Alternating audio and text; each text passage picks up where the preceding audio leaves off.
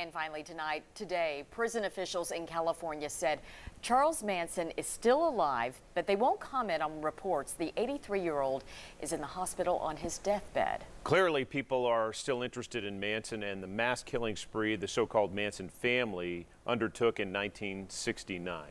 10 News reporter Jim Matheny shows us the Manson cult ties to East Tennessee.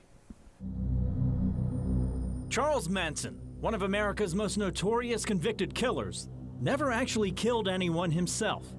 He ordered his followers to do the deadly deeds, a helter-skelter killing spree that shot, stabbed, and killed 7 people in 1969.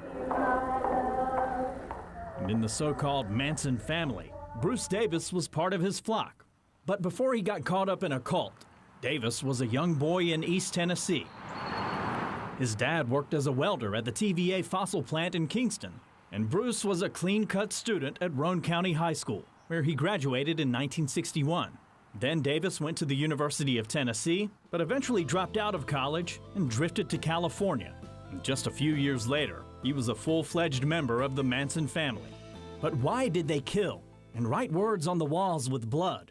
Almost 50 years later, the motives are still up for debate. Whatever the case, Manson and his followers were convicted of murder. If I wanted to kill somebody, I'd take this book and beat you to death with it, and I wouldn't feel a thing. It'd be just like walking to the drugstore.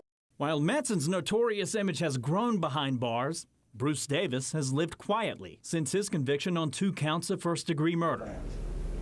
Davis says he's a born-again Christian. In the last 4 years, Davis has been recommended for parole 4 times. But each time, California's governor has blocked Davis's release.